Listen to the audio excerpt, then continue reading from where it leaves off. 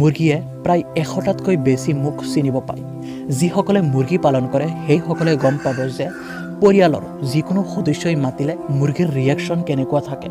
ইয়াৰ উপৰি মুৰ্গীৰ বিষয়ে আৰু এটা আচৰিত তথ্য হৈছে মুৰ্গীয়ে মানুহৰ দৰে সপোন দেখা পায়।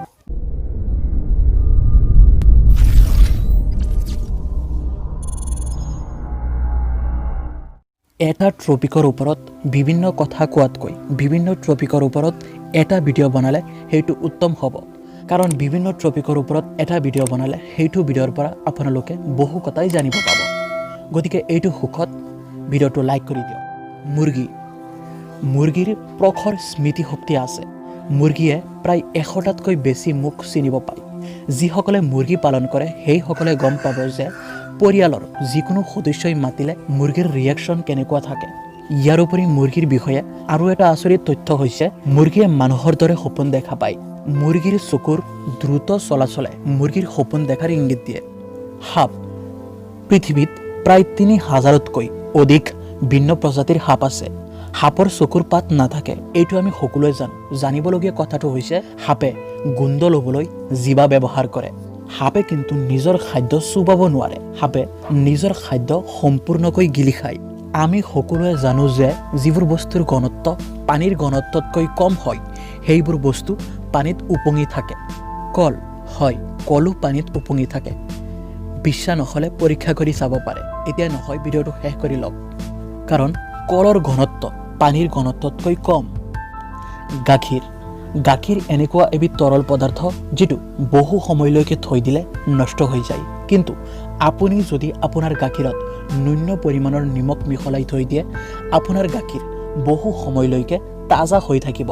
এটা গৰুই প্ৰতিদিন গড়ে 6.3 গেলন গাখীৰ উৎপাদন কৰে আৰু প্ৰতি বছৰে 2300 গেলন গাখীৰ উৎপাদন কৰিবলৈ সক্ষম। আজিৰ যুগত আমি যিকোনো প্ৰশ্নৰ উত্তৰ জানিবলৈ গুগল ব্যৱহাৰ কৰোঁ। কিন্তু গুগল সম্পৰ্কে কিছুমান তথ্য আপুনি কেতিয়াও জনা নাছিলে।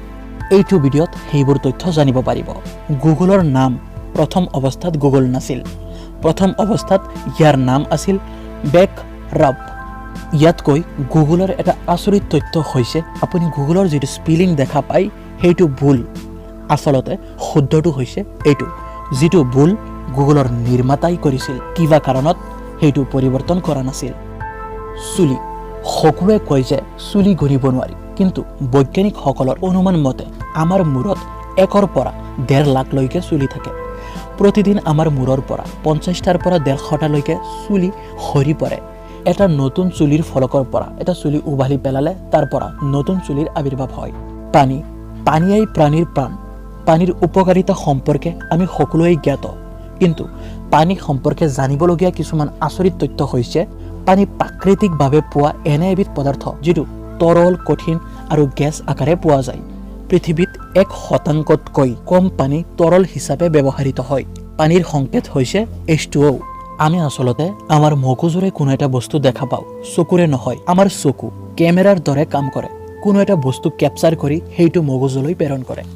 আমি যিকোনো এটা বস্তু ওলোটাকৈ দেখা পাওঁ, সেইটো মগজুৱে সঠিক ৰূপত পৰিণত কৰে।